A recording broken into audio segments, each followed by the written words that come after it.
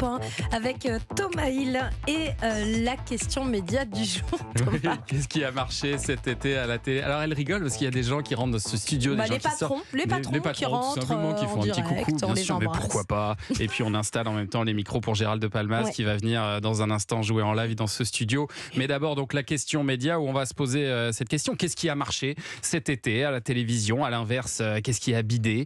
On fait le bilan avec Émilie Lopez, journaliste à Télé Loisirs Prisma Média. Bonjour Émilie. Bonjour. Et Kevin Boucher, journaliste média au Parisien. Bonjour Kevin. Alors on commence, on va être gentil, par un succès.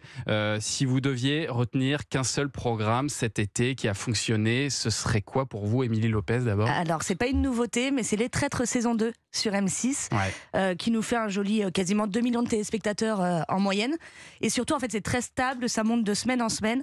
Voilà, donc pour moi, c'est vraiment le gros succès de l'été. La première saison avait déjà cartonné. Là, au début de saison, c'était un peu faible. Et puis, c'est vrai que c'est monté en puissance. C'est assez rare pour être souligné, quand même, un programme qui augmente de semaine en semaine.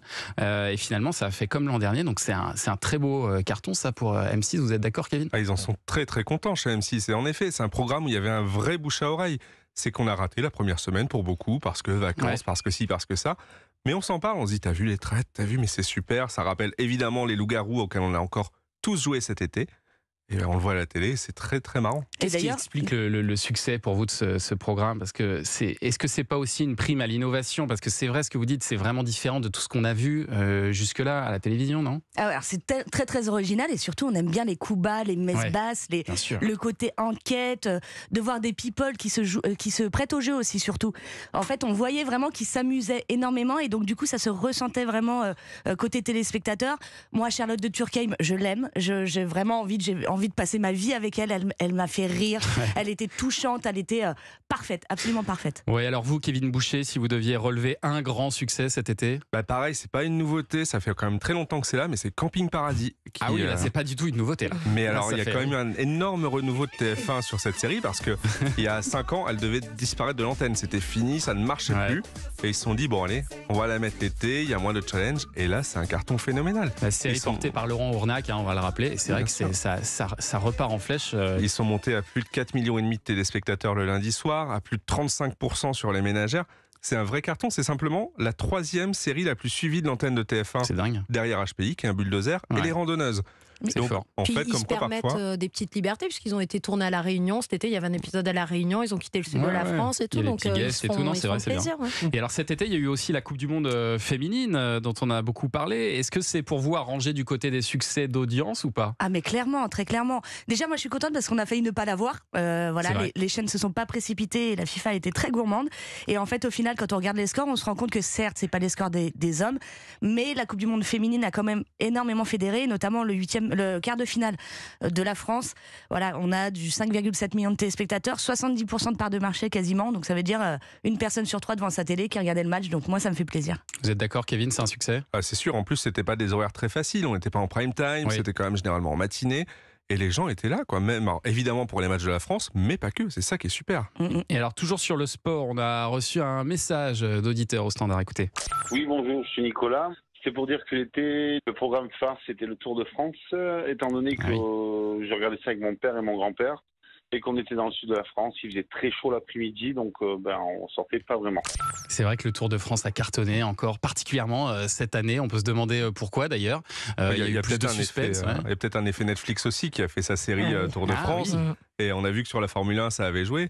Et en effet, c'est un tel carton que TF1 a essayé de grapper les droits quand même pour les récupérer, et finalement non, France Télé les garde encore. Donc, Ce qui était amusant, c'est que ça a tellement fonctionné sur France 2 que du coup France 2 a failli passer en tête, et ça serait quelque chose d'historique, on l'a jamais vu, en tête sur tout le mois de juillet devant TF1. Ça a été un peu le match dans le match cet été. D'ailleurs TF1 a tout fait pour être sûr que ça n'arrive pas. Ils ont sorti plein de nouveautés, ce qui n'arrive jamais en juillet, mais enfin voilà, ils ont quand même réussi à garder le lead, mais ça s'est joué un poil de cheveux. Mais moi c'est dommage que Florent Dumont soit pas là, parce qu'il y a quand même une grosse question, c'est que la dernière semaine de juillet, France 2 n'a rien fait. Il n'y avait rien en prime, les journées étaient vides, Alors que s'ils avaient cartonné sur cette dernière semaine, France 2 était première chaîne de France, c'est certain. Ils ont lâché le match un peu trop tôt. Ça s'est joué sur les 3 derniers jours. Finalement, TF1 est repassé en tête grâce à des grands films notamment et des grandes rediffusions. Bon, on a fait le plus facile là en soulignant les succès, mais maintenant il va falloir aussi un petit peu parler des échecs.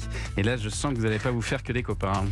Si vous pouvez vous aussi, comme Nicolas, réagir, nous laisser un message sur le répondeur 01 80 20 39 21.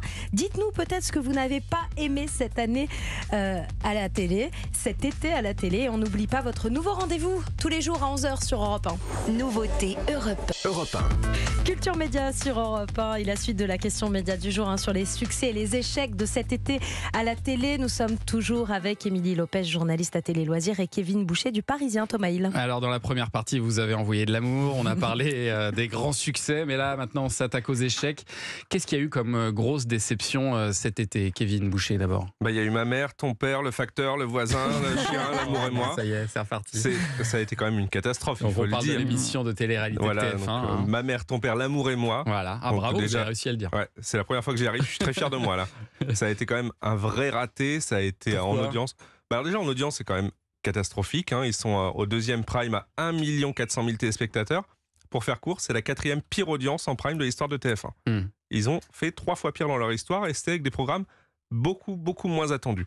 Là, on se retrouve avec une émission qui en théorie a tout pour faire l'été. Voilà, des parents qui vont devoir trouver l'amour grâce à leurs enfants. Sauf que quand on veut ça, on veut du second degré, quoi. On veut que les enfants soient gênés en voyant leurs parents. Et là, c'était méga premier degré. Hélène Manarino est restée dans son rôle de journaliste.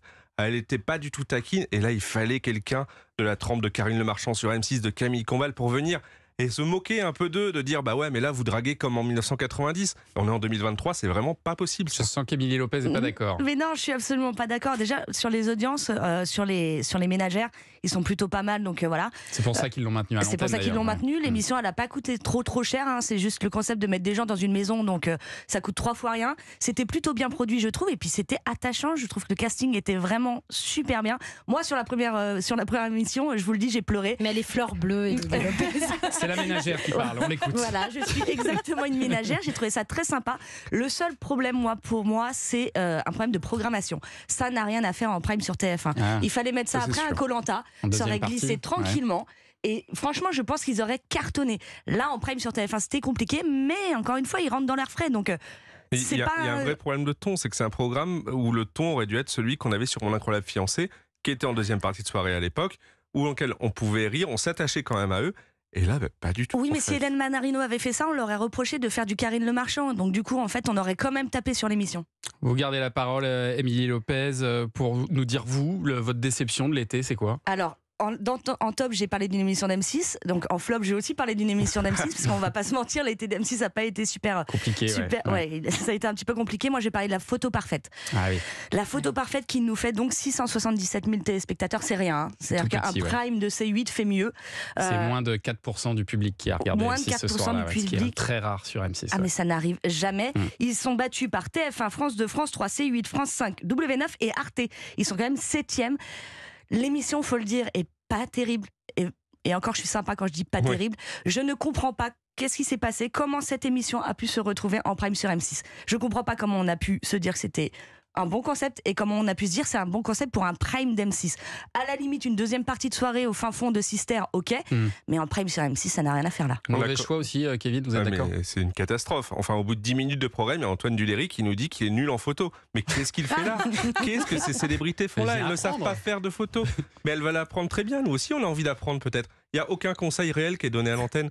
Je ne sais absolument pas ce qui est passé par la tête des programmateurs d'M6 pour mettre cette émission à l'antenne. Et arrêtons de nous mettre Stéphane Rothenberg, que j'aime beaucoup au demeurant, partout. Le pauvre, en fait, il s'est retrouvé tout l'été sur M6 avec des programmes où il n'est plus du tout identifié. Donc, s'il vous plaît, laissez-le un peu tranquille. Ouais. Laissez-le faire Top Chef, il est parfait dans Top Chef. Mais c'est vrai que l'été a été compliqué, globalement, sur M6. Ça a démarré d'ailleurs avec Coup de foudre au bout du monde. Là aussi, une télé-réalité autour de l'amour. Alors, tout le monde cherche un peu le nouveau L'amour est dans le pré. Visiblement, ils ne l'ont pas trouvé là. Alors qu'M6 a déjà L'amour est dans le pré, donc ils arrêtent de chercher. en fait. C'est bon, ils ont l'amour est dans le pré, qui reste avec ça. C'est dommage parce que Coup de foudre au bout du monde, c'était pas si mauvais que ça. Oui. C'était assez sympathique à suivre. C'est un peu le même principe, hein. C'est de l'amour est dans le pré, mais sauf que ça se passait sur une île, loin. Et puis ça fait voyager les gens qui aujourd'hui n'ont plus assez d'argent pour aller aussi loin, donc c'est assez cool. Mais pareil, ça n'a rien à faire en prime sur M6. Pourquoi ça n'a pas marché selon vous, Kevin ? On a déjà l'amour est dans le pré, on a déjà Marié au premier regard. Au bout d'un moment, c'est bon, on aura casé toute la France, donc ça sert à rien de continuer. Voilà, on veut un peu de drama, c'est l'été, amusons-nous. Non, mais c'est étonnant comme l'amour n'a pas été payant finalement cet été. Un dernier petit message d'auditeur qui concerne TF1 cette fois. Bonjour, je m'appelle Laurent, j'habite Valence. Qu'est-ce que j'aime pas moi ? C'est Ninja Warrior. Ça fait des années que ça passe, c'est toujours la même chose. Et au final, on nous fait croire que c'est du réel et puis on se rend bien compte que c'est plutôt de la télé-réalité et rien d'autre. On se demande si les gens qui font ça, ce sont pas des comédiens. On sent bien qu'il y a une part de comédie là-dedans. Voilà. Pour moi, personnellement, cette émission ne m'apporte rien. Oh là, il est dur, Laurent, avec Ninja Warrior. Des comédiens ? Non, c'est pas des comédiens dans Ninja. Non, c'est pas des comédiens. J'étais sur le tournage. Ouais. J'ai vu les 2 Mister France qu'on a pu voir en 2e ou 3e semaine de mémoire. Ils se sont fait mal à des endroits où on n'a pas envie de se faire mal en tant que garçon. D'accord. Et ils ont mis un peu de temps à s'en remettre. Donc là-dessus, non, c'est pas des comédiens. Kevin Boucher ce matin. Alors si on revient au score de Ninja Warrior, c'était plutôt correct, je crois, cette saison, non ? Oui, c'est un retour en été avec des scores ni bons ni mauvais, on va dire. Ça fait le job. Ça plaît surtout beaucoup aux enfants. En fait, c'est ça qui plaît à TF1, c'est que forcément, s'il y a des enfants, il y a les parents derrière. Mais on est quand même très loin des succès des premières saisons. Et puis c'est plus un événement du tout. C'est-à-dire que moi je sais même plus à quelle saison on est. Je sais pas quand ça arrive. Ils ont pas arrêté de changer de période de diffusion. Donc oui, les enfants aiment, mais moi personnellement, en tant que ménagère de moins de 50 ans, parce que j'ai moins de 50 ans, je m'en fous en fait de Ninja Warrior. Ouais. Alors on peut souligner quand même des valeurs sûres, comme la carte au trésor, Fort Boyard, qui marchent toujours bien, qui sont stables, qui fonctionnent bien, sans faire des performances incroyables non plus. Mais eux, c'est vrai qu'ils arrivent à se renouveler d'année en année, j'ai l'impression. C'est ce que j'allais dire, Fort Boyard. Tous les ans, on a des petites surprises, alors plus ou moins réussies, mais ils se reposent jamais sur leur laurier. Et je pense que c'est aussi pour ça que les gens y retournent. Il n'y a jamais les mêmes épreuves, il n'y a jamais les mêmes gens. Il y a un petit peu les mêmes people, mais en fait, on s'en fout. Et puis surtout, on s'identifie. On a envie de les faire, on a envie de savoir comment ça ferait de se prendre 10 araignées sur le coin de la tête. Et c'est sympa à voir. Eh ben, merci beaucoup à tous les deux. Émilie Lopez, que l'on peut lire dans Télé Loisirs, et Kevin Boucher du Parisien. Et à très vite dans cette émission.